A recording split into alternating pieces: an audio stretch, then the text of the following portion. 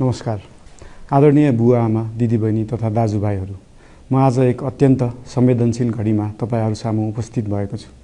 केही दिन अघि सुनसरीको देवानगञ्ज, सिराहा लगायतका स्थानमा भएको दुःखद घटना र त्यसपछि केही जिल्लाहरूमा उत्पन्न अशान्त वातावरणलाई लिएर नेपाल सरकार पूर्ण रूपमा गम्भीर र संवेदनशील छ।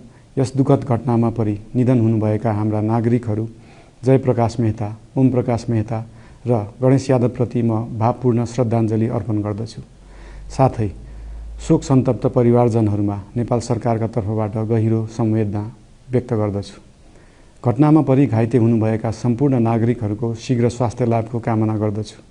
घाइतेहरूको उपचारमा कुनै पनि प्रकारको कमी वा ढिलाइ हुन नदिन सम्बन्धित स्वास्थ्य निकायहरूलाई स्पष्ट निर्देशन दिइसकिएको छ। घटना भए लगत्तै सबै सुरक्षा निकायहरूले तत्काल घटनास्थलमा पुगेर परिस्थितिलाई सामान्य बनाउने, थप अप्रिय घटना हुन नदिने र शान्ति सुरक्षा कायम गर्ने प्रयास निरन्तर गरिरहेका छन्। घटनाको निष्पक्ष छानबिन गरी दोषीलाई कडा कानुनी कारबाही गर्न गृह मन्त्रालयले छानबिन समिति गठन गरिसकेको छ। म सबैमा विश्वास दिलाउन चाहन्छु कि यो छानबिन पूर्ण रूपमा निष्पक्ष र पारदर्शी हुनेछ। घटनामा संलग्न दोषी जो कोही भए पनि कानुनी दायरामा ल्याउन सरकार प्रतिबद्ध छ। अवस्था थप नबिग्रियोस्, कुनै पनि नागरिकको जनधनको क्षति हुन नपाओस् र स्थानीय स्तरमा विश्वासको वातावरण बनोस् भन्नका लागि नेपाल सरकार निरन्तर क्रियाशील छ। परिस्थिति सामान्यीकरण गर्न केन्द्र स्तरमा सर्वदलीय बैठक आह्वान गरी गहन छलफल गरिएको छ। स्थानीय तहसम्मै जनप्रतिनिधि, नागरिक समाज, विभिन्न धार्मिक गुरुहरू, समुदायका अगुवा तथा सामाजिक व्यक्तित्वहरूसँग निरन्तर संवाद भइरहेको छ।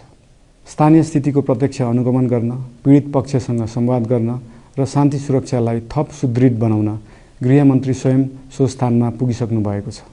साथै देशको समग्र शान्ति सुरक्षाको अवस्थाबारे गम्भीर समीक्षा गर्न राष्ट्रिय सुरक्षा परिषदको बैठक बसी परिस्थिति अनुसारका आवश्यक निर्णयहरू समेत गरिसकिएको छ।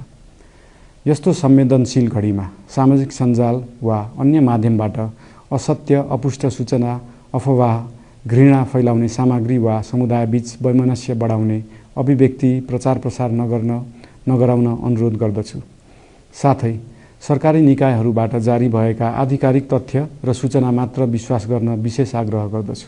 प्रत्येक नागरिकको जीवधनको रक्षा गर्नु, सामाजिक सद्भाव जोगाउनु र समाजमा शान्ति कायम राख्नु राज्यको सर्वोच्च र प्राथमिक दायित्व हो। आगामी दिनमा पनि राज्य थप सतर्क र संवेदनशील रहनेछ।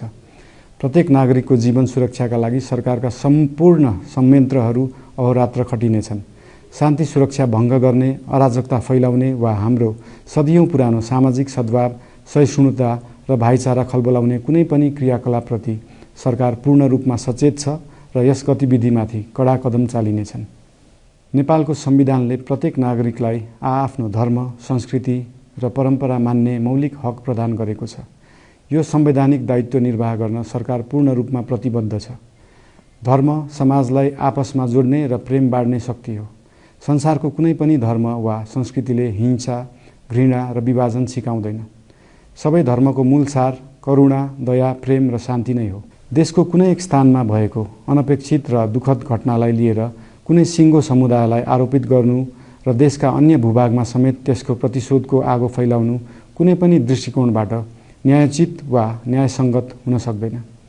आदरणीय बुवा आमा, दिदीबहिनी तथा दाजुभाइहरू, हाम्रो इतिहास साक्षी छ कठिनभन्दा कठिन र अप्ठ्यारो परिस्थितिमा पनि आपसी एकता, सहिष्णुता र विवेक नै हाम्रो सबैभन्दा ठूलो शक्ति बनेका छन्।